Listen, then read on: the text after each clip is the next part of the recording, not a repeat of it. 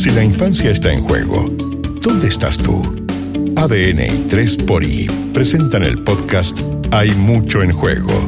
Un espacio de encuentro para conversar sobre la corresponsabilidad que tenemos todos y todas sobre la infancia y la adolescencia. La infancia está en juego. ¿Te sumas o te restas? Somos culpables de muchos errores y muchas faltas, pero nuestro peor crimen es abandonar a los niños, olvidando la fuente de vida. Muchas de las cosas que necesitamos pueden esperar, los niños no. Justo ahora es el momento en que sus huesos se están formando, su sangre se está elaborando y sus sentidos siendo desarrollados. A él no podemos responder mañana. Su nombre es hoy. Precisamente así se llama el poema de Gabriela Mistral, profesora, poetisa, diplomática, una mujer que se ha transformado en un referente en la historia de nuestro país y que puso el foco desde siempre en la infancia, primero de las del Valle del Elqui, luego de todo el país y hasta de un continente.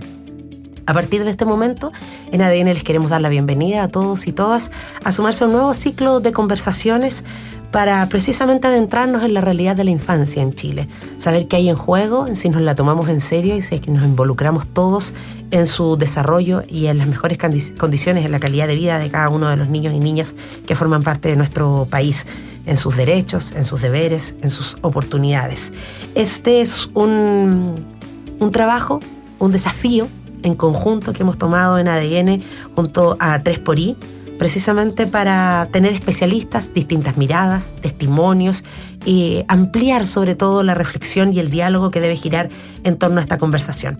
Nos va a acompañar en cada capítulo la psicóloga, directora ejecutiva de Juntos por la Infancia, Malena Simonetti. Male, muchas gracias por estar aquí, bienvenida y qué bonito poder partir un ciclo de conversación con esta alianza tan particular.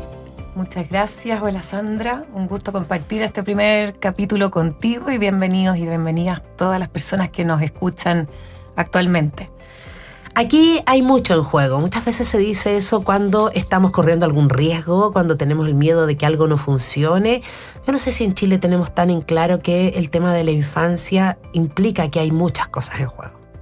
Así es, efectivamente está en juego el desarrollo integral de cada una de estas personas, ¿cierto? De niños, niñas, adolescentes, en su, como decía Gabriela Mistral, en su hoy, en su ahora, en su presente, pero también en su futuro. Pensemos que los niños, las niñas van a ser los adultos del futuro y hoy en día está en juego su desarrollo integral, está en juego sus posibilidades y, bueno, sus derechos básicos, su salud mental, sus posibilidades de aprender colectivamente y poder convivir con otros, el poder salir a la calle libremente, ¿cierto? Con todo lo que vemos hoy en día de la violencia que ya se ha tomado, ¿cierto? Los barrios, la calle, la familia, las escuelas. Entonces hay mucho en juego actualmente en nuestras niñeces y juventudes. Y por eso mismo mencionábamos aquí, queremos generar un espacio de conversación, de diálogo, de reflexión, de datos, por supuesto, antecedentes, historias, testimonios, donde van a haber muchas miradas que convergen.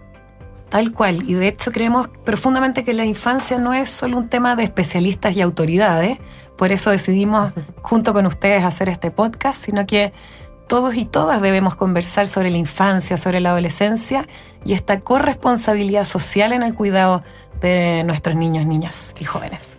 Pero bueno, nuestros precisamente niños, niñas, adolescentes tienen mucho que decir, porque hoy debemos considerar que son individuos, que son personas. Hace algunas décadas no era tan así, ¿no? Las cosas por suerte han cambiado y tenemos que partir dando el ejemplo. ¿Te parece si escuchamos qué dicen los niños para entender realmente qué hay en juego? A mí me gusta cuando los adultos me escuchan viéndome a la cara. Los niños necesitan que los adultos sean amables. Los niños necesitan dormir. Los niños necesitan tiempo para jugar. Necesito que los adultos nos escuchen en serio, porque nosotros sí sabemos qué nos pasa y qué es lo que necesitamos. Yo necesito que me pongan atención y que no estén con su celular cuando estamos juntos.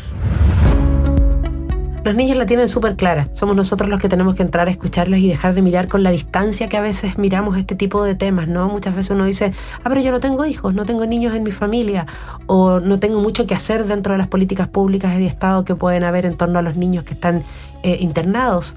No necesito a lo mejor saber mucho más de las posibilidades o los necesidades que tienen los niños que menos tienen, porque yo estoy bien y tengo de todo.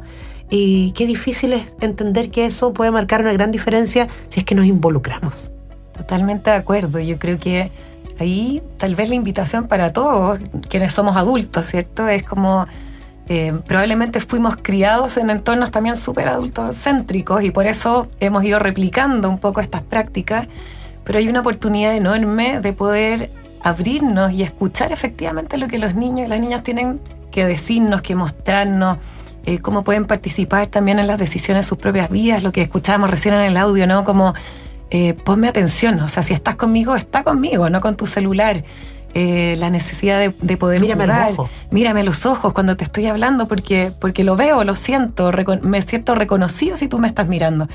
Y desde ahí, como la corresponsabilidad, que es algo que promovemos mucho en el Juntos por la Infancia, tiene que ver precisamente con eso, lo que tú dices, como no todos son padres o madres o cuidadores, pero en la medida que nos rodeamos, ¿cierto? O estamos en entornos donde hay niños y niñas o jóvenes, todos podemos aportar algo. Y eso me refiero, no sé, desde la vida del barrio, en mi vecindario, en la escuela que puede estar cerca de mí, ¿cierto? De mi comuna, cuando voy a la feria o voy al supermercado y me topo con niños y niñas. O sea, hay distintos espacios donde uno puede promover este cuidado más colectivo de la niñez. Bueno, y ahí, como dice el nombre de este podcast, hay mucho en juego, precisamente porque hay muchas brechas que existen en nuestro país. Uno piensa en las infancias rurales, no son las mismas que las de otras regiones, de la gente que vive en las islas, por ejemplo, de la gente que vive en el territorio continental, de la gente que vive en las grandes ciudades, de los niños y niñas que tienen familias o por lo menos adultos representativos, significativos para ellos, que los acompañan, que están con ellos de la mano, que los visibilizan, ¿no? Los respetan como individuos, versus otros niños que no están en esas condiciones. Niños que a veces se levantan en la mañana y tienen que irse temprano al colegio porque allá es donde van a recibir el primer alimento. No tienen otro lugar donde comer a lo mejor. Por eso ahí hay un apoyo. Por eso tienen que haber políticas. Porque tienen que hacer filas muy temprano si se enferman junto a algún adulto para llegar a un consultorio a pedir hora. Y ahí entramos en el tema de la desigualdad, que es súper complejo, porque en nuestro país, según cifras del Servicio Nacional de Protección Especializada a la Niñez a diciembre del 2025, había 120.695 niños, niñas y adolescentes atendidos por algún programa de protección. Aquí es donde tú mencionabas, Malena, el tema de la corresponsabilidad. ¿Qué pasa con esa desigualdad? Con hacernos cargo de esos contextos y esos escenarios donde niños hoy día tienen carencias, tienen pocas oportunidades y algunos incluso son cooptados y extorsionados y explotados por el comercio sexual infantil, por la explotación infantil, porque no es trabajo infantil, por el narcotráfico, el crimen organizado. De verdad, los escenarios son muy distintos y muchos de ellos muy desiguales. Así es, Sandra, como tú lo mencionas. ¿Y te parece que escuchemos a Paloma del Villar, que es la directora del Observatorio Niñez de la Fundación Colunga, que ella se refiere a este tema también? Chile es profundamente desigual y esa desigualdad marca las infancias desde el primer día. Mientras algunos pocos crecen con plazas, áreas verdes, espacios seguros, 1 de cada 5 niños no tiene acceso a espacios recreativos cerca de su casa, 2 de cada 5 viven en barrios donde hay balaceras y 1 de cada 5 se siente inseguro en su propio barrio. Y el sistema educativo, que debería compensar esas brechas, muchas veces las reproduce. Desde Fundación Colunga creemos que lo que está en juego hoy es avanzar en políticas más decididas de apoyo a las niñas, los niños y sus familias. Políticas que garanticen su desarrollo integral y que para que el lugar de nacimiento no determine lo que las niñas y niños pueden llegar a ser en su futuro.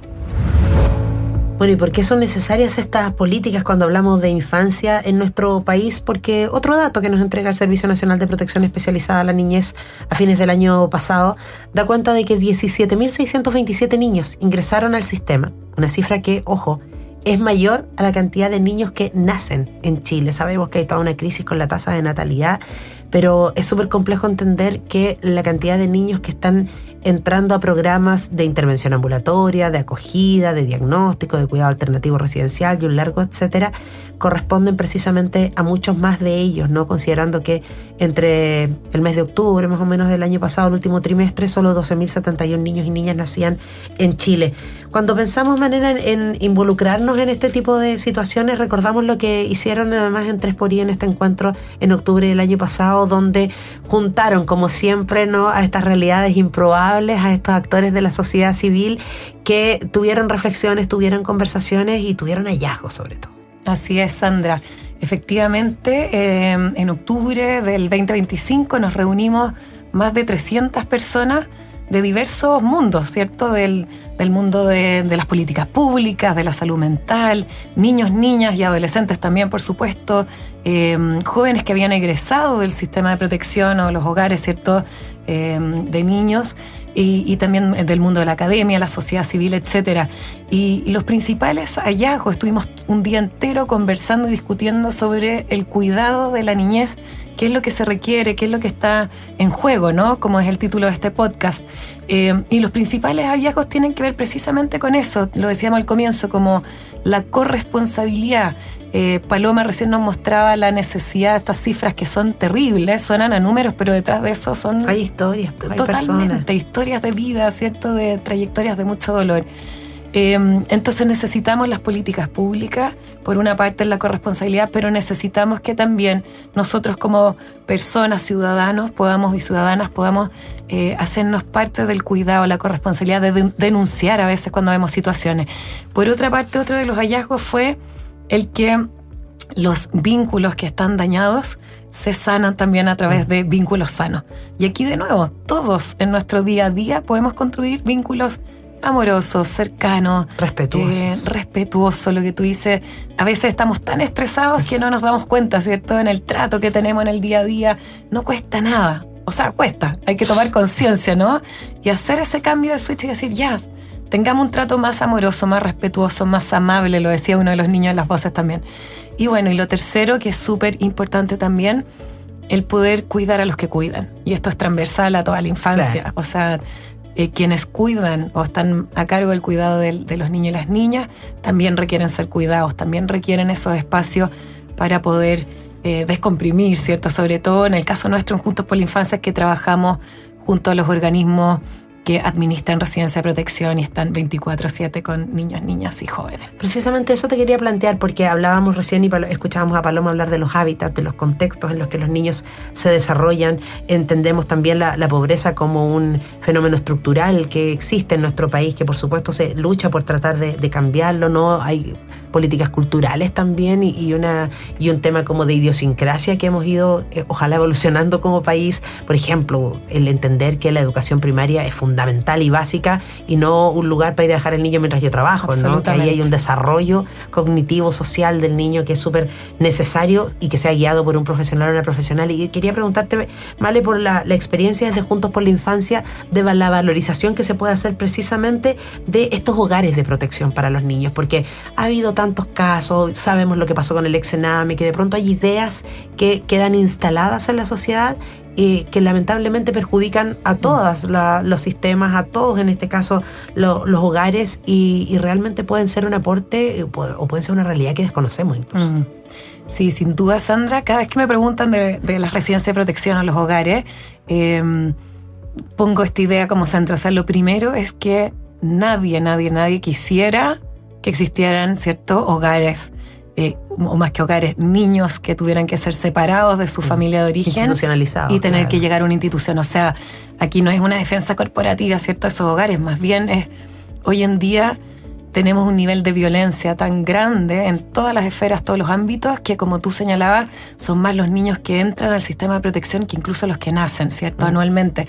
Entonces, las residencias de protección tienen doble tarea para los que nos están escuchando. Por una parte, ellos son los responsables legales del cuidado transitorio, porque tiene que ser transitorio, de los niños, las niñas y los jóvenes que llegan ahí, que llegan porque un juez de familia determinó que estaban, ¿cierto?, siendo muy vulnerados y tenían que llegar a un lugar más seguro.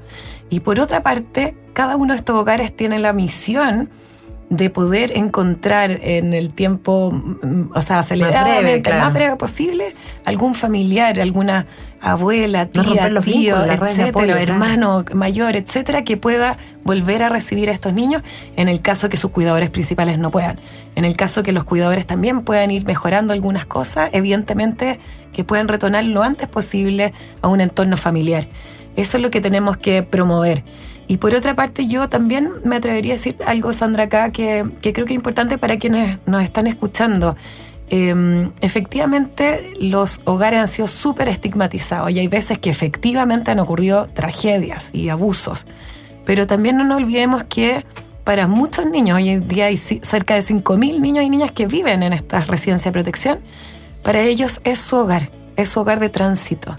Entonces seamos cuidadosos también, porque para ese niño, esa chica que va al colegio y que es reconocida o estigmatizada o etiquetada como niña de hogar, también es muy doloroso. Eso también nos han comentado muchos de los jóvenes, sobre todo que están en la residencia de protección. Bueno, para muchos es un lugar de supervivencia y por eso es tan importante que existan esas políticas públicas, esa conciencia social, ese aporte que podemos hacer cada uno de nosotros desde nuestros distintos espacios personales y profesionales, porque si no lo hacemos, si no seguimos mejorando, avanzando, obviamente que hay mucho en juego, como dice este podcast. Estaba viendo ahí también algunas de las debilidades estructurales que, por ejemplo, todavía tiene el sistema y por eso es tan perfectible constantemente y hay tanto que corregir.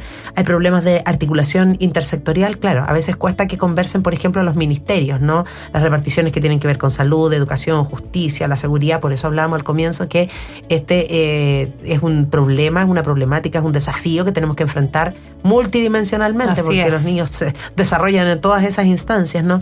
Esta coordinación también con las residencias, con las distintas instituciones que mencionábamos están funcionando, que haya especialización de los equipos, las condiciones de trabajo también en la que laboran diariamente las personas que están a cargo del cuidado, de la educación, de la salud de cada uno de estos niños, niñas y adolescentes y por supuesto, como no, el tema del financiamiento adecuado. Si no somos capaces de corregir, de mejorar, de implementar de buena manera esto, entonces no estamos haciendo bien la pega y por supuesto que hay mucho en juego. Pero ¿qué dicen los niños? Como siempre seguimos escuchando, en este caso a un joven, él tiene 15 años, ha trabajado directamente con la posibilidad de juntar las voces de los niños, de los jóvenes y de los adolescentes. Es parte del Consejo Asesor del Servicio de Protección Especializado, se llama José Vélez, y él nos va a responder, pues, ¿qué está en juego para los niños, niñas y adolescentes? Más que decir si hay mucho en juego, yo realmente lo diría que lo está todo. Está en juego que las voces de los niños, niñas y adolescentes realmente se escuchen, que las decisiones sean con nuestras voces. Está en juego nuestro presente también, por lo cual no puede esperar. Y más importante, nuestro futuro, la educación, la protección y la salud mental son cosas que debemos estar presentes. Creo que lo más importante que está en juego es que si seguimos siendo espectadores o desde ya pasamos a ser protagonistas de los cambios que necesitamos. Qué bonito escuchar que es vocero, es vocero, José, sí, democráticamente electo. Tal cual, me encanta ahí José, que muestra efectivamente la participación, ¿cierto?, de los jóvenes, que es tan relevante, estas voces que necesitamos seguir escuchando. Como decías tú, él fue elegido democráticamente por los niños en cuidado alternativo, y principalmente él nos comentaba el otro día que estuvimos conversando con él, que hay muchos niños que se sienten medio incómodos, incluso asustados frente a los adultos. Entonces José nos contaba que su rol es ayudar a que todos los niños lo usen, decía él, como catapulta para proponer ideas al Servicio Nacional de Protección. Es un megáfono, decía, ¿no? Qué bonito megáfono, eso, para cual. Amplificar esas voces y para que el Estado empiece a entender efectivamente que esto de la corresponsabilidad, que es lo que estamos abordando en este primer capítulo de nuestro podcast, tiene que ver con que haya un compromiso, pero también que haya conocimiento, que haya no solo mirar desde la burbuja donde a veces dicen que están las autoridades y los políticos en el país y cada uno de nosotros también, sino que desde acercarnos, desde tratar de empatizar con las realidades, porque una cosa además también es ver, visibilizar, pero no sentir ningún tipo de empatía con lo que está pasando, y no solo porque nos pueda pasar a nosotros mañana, sino porque es importante para los niños y niñas y su desarrollo. Sin duda. Incluso nosotros hemos probado hacer un ejercicio también en estos encuentros masivos, que participan bastante adultos, que es volver a pensar en el niño que fuimos o la niña que fuimos. Yo creo que si nosotros también volvemos como a conectarnos con lo que nosotros necesitábamos o cómo necesitábamos que nos cuidaran, que nos miraran mientras nos hablaban, o los tiempos, que respetaran los tiempos. Me acuerdo en el mismo encuentro que mencionábamos antes, varios adultos diciendo: siento que mi mamá corría, que todo era como acelerado, teníamos que llegar y yo necesitaba mi tiempo como para poder estar, ser escuchada, para poder vestirme con calma. O sea, hay cosas que tienen que ver con eso, y yo creo que para los que nos están escuchando, quizás el volver a conectar con ese niño, esa niña que fuimos y que era lo que necesitábamos, también nos puede servir para hacer ese grado de empatía, que no necesariamente es ahora pienso en el niño que tengo al frente o el vecino, sino más bien con ese niño, esa niña interior, y desde ahí también poder conectar con las infancias, con los jóvenes. Y no satanizar a priori también, diría yo, Male, la realidad de los jóvenes y de los niños hoy en día, ¿no? Porque dice, pero es que en mis tiempos todo el mundo escucha eso alguna vez o hasta lo dice alguna vez. Y efectivamente valorizamos y pensamos, qué bonito, yo podía salir a jugar al parque, pero porque era una realidad distinta. Hoy día la seguridad muchas veces no permite que eso pase. Yo podía irme el fin de semana a la playa, económicamente hay gente que en esta ocasión no puede hacerlo.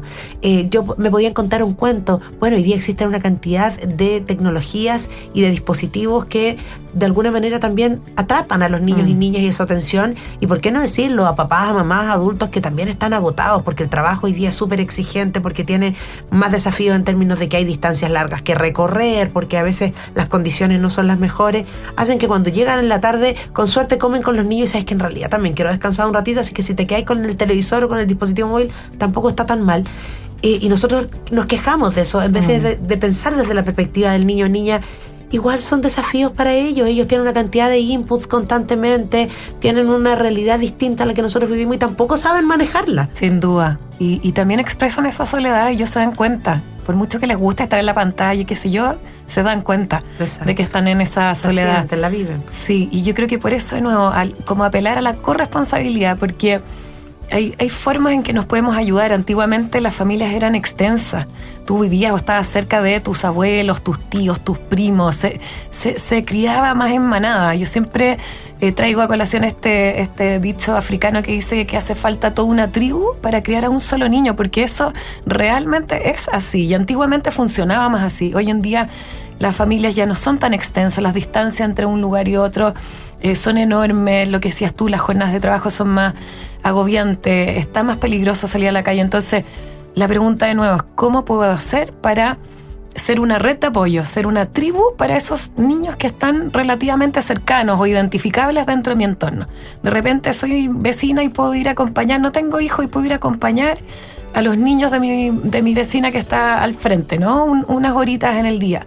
Quizás puedo invitar a varios niños a jugar a la pichanga un ratito a la calle, ¿cierto? En vez de que estén encerrados en el día del fin de semana viendo televisión. O sea, yo creo que hay distintas formas. Uno tiene que volver a conectar con eso que es más colectivo. Asumir precisamente el rol que nos corresponde dentro de esta corresponsabilidad que tenemos que tener con las infancias en nuestro país.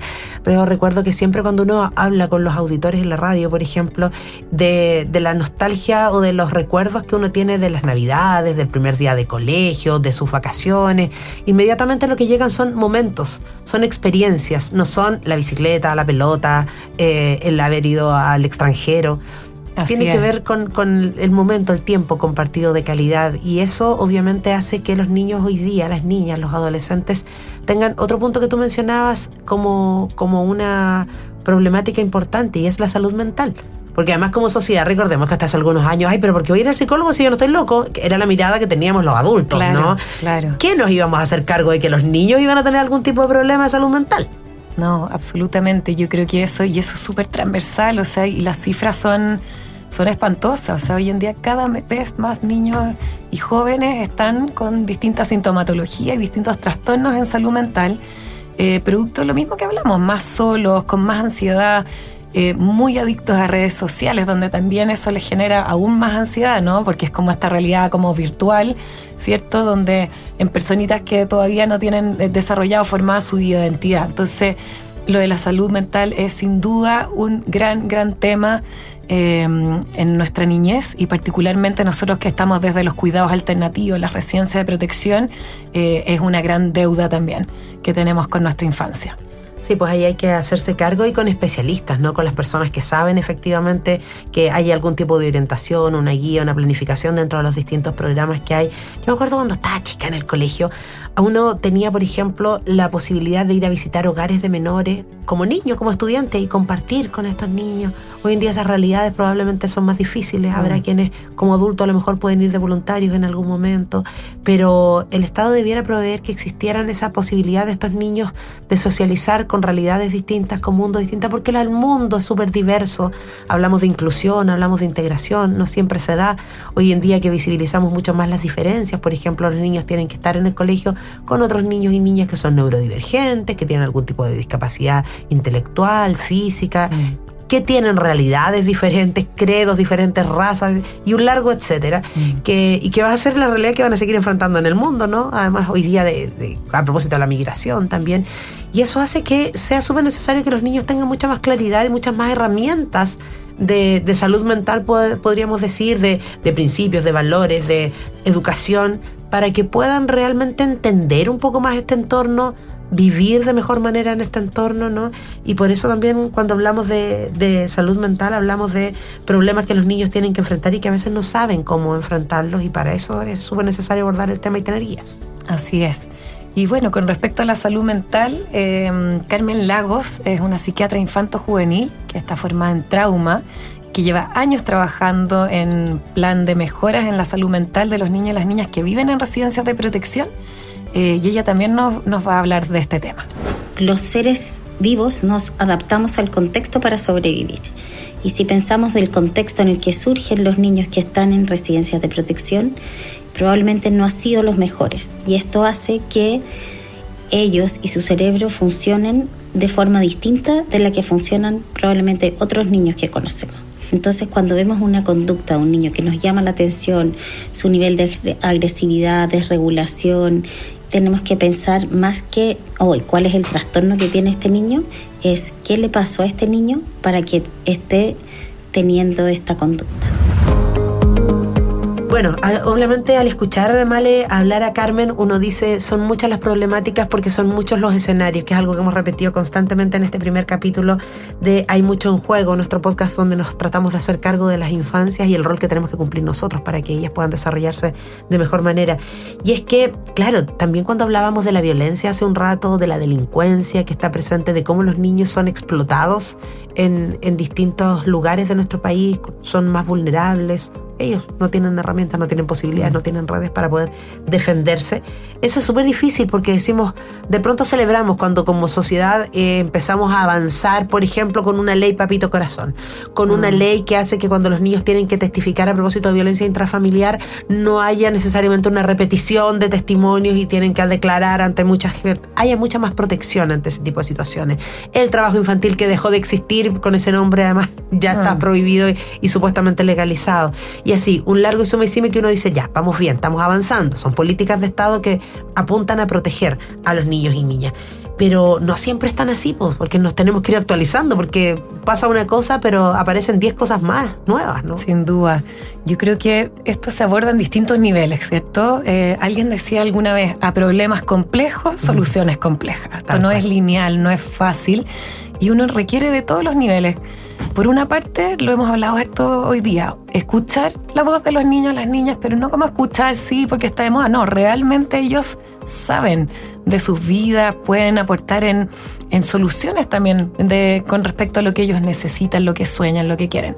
Por otra parte, la escala yo siempre lo miro así como más familiar, del barrio, esa escala que es más pequeña, más cercana, hay mucho que hacer ahí. Y luego, evidentemente, también desde la sociedad civil y las políticas públicas. Yo creo hoy en día, Sandra, que necesitamos políticas públicas que logren tener una mirada integral del desarrollo de los niños. Seguimos funcionando como en estos departamentos estancos. Entonces, lo que tú decías, listo, vamos con el tema, entonces, no sé, por ejemplo, de vivienda. Entonces, vivienda ve una parte, ¿cierto?, de la vida de los niños. Pero después, entonces, tenemos en educación otra cosa y después en salud. Y finalmente perdemos esa visión como de trayectoria de la persona, claro. como que la vamos parcelando. Entonces, ¿cómo pensamos la trayectoria de un ser humano? ¿Cierto? Que desde que nace hasta que, estamos hablando de ya adolescencia, no sé, hasta los 20 y tantos, 30, ya no sé hasta qué va a ser la adolescencia. Pero 32 según un último estudio en Europa. Fantástico. Pero en el fondo, ¿cómo miramos la trayectoria de esa persona, de ese ser humano? Y cómo desde los distintos ámbitos vamos ofreciendo apoyos a esa persona, pero también a su familia, a sus entornos familiares, los que cuidan, porque a veces yo siento que es muy injusto también el trato que se le da a esa familia. Estamos hablando de pobreza estructural. Entonces hay muchas familias que no han sabido cómo cuidar o cómo acompañar, o están sencillamente repitiendo estos círculos de pobreza que no se extinguen y que se repiten. Entonces tenés el caso de la abuela que estuvo en un hogar de protección y la madre y ahora la hija, y tú dices, bueno, si esto, ¿dónde cortamos? y cuáles son los apoyos que se requieren de forma como transversal y en estos distintos ámbitos. Yo creo que ahí tenemos un desafío como bien grande de cómo remiramos la infancia mucho más integralmente y que sea prioridad país. Yo me pregunto, esto también lo escuché alguna vez a un colega amigo que decía, Chile es un país fantástico, es realmente fantástico, o sea, lo que ha hecho en términos de explotación del cobre, los salmones, o sea, en la industria, somos secos, o sea, realmente como los líderes en eso. ¿Cómo es posible que si para todos los chilenos tú les preguntas, la niñez es importante para ti? Es súper poco probable que te digan que no. Si para la gran mayoría de las chilenas, los chilenos, los ciudadanos, las ciudadanas, es importante la niñez, ¿cómo es posible que todavía no tengamos una solución para este desafío? Que es cuidar, proteger y garantizar el desarrollo digno, pleno, amoroso, desde el lenguaje de ellos para todos nuestros niños. Yo creo que ahí tenemos un gran desafío, o sea, ¿por qué no está pasando? Bueno, y probablemente la respuesta que se repetiría sería porque los niños no votan. Y claro, ahí son los políticos, son las autoridades, son los gobiernos, es el Estado quien se tiene que hacer cargo de romper el círculo, de terminar con las brechas que existen y que siguen siendo muchísimas y probablemente va a seguir habiendo, pero si las abordamos de mejor manera, si nosotros nos comprometemos, porque usted que nos está escuchando dirá, pero yo no soy político, no soy funcionario público. Bueno, pero usted puede fiscalizar, puede exigir, puede aportar, siempre podemos ser parte de la solución y es un poco lo que queremos hacer a partir de este desarrollo de distintos capítulos de un podcast que también parte muy general, pero que va a ir diseccionando cada uno de los contenidos, ¿no?, que vamos a ir tratando más adelante. De hecho, les vamos a contar ya, Male, ¿te parece que sí, la próxima edición, el próximo capítulo, nos vamos a hacer cargo de los vínculos? Qué importante, porque uno dice, pero es que yo vengo solo al mundo. No estamos llenos de vínculos porque somos una sociedad y somos seres humanos sociables. Tal cual. El próximo capítulo entonces va a tener que ver con eso, con los vínculos y entender además, sobre todo, porque nuestro foco está en la niñez, que cuando los vínculos han sido dañados o han fallado, ¿cierto?, esos vínculos más primarios de cuidado, de cariño, esto es un pequeño adelanto. Sabemos que lo único que sana o lo principal son los vínculos también, o sea, lo que podemos generar, ¿cierto?, en la construcción y en el conectar con un otro. Conectar desde las emociones, desde la escucha, desde el mirar, desde el tocarnos, desde el compartir. Son tantas las posibilidades que tenemos. Dame la mano y danzaremos, dame la mano y me amarás. Como una flor, la flor seremos, como una flor y nada más. Así decía Gabriela Mistral, eso tenemos que hacer con nuestros niños, florecer todos juntos, en comunidad. Queremos darles las gracias a quienes nos han acompañado en este primer capítulo. Male Simonetti, psicóloga, directora ejecutiva de Juntos por la Infancia. Nos encontramos en el próximo, donde ya sabemos que nos vamos a aprender a vincular. Así es, muchas gracias, Sandra, y no nos olvidemos que hay mucho en juego.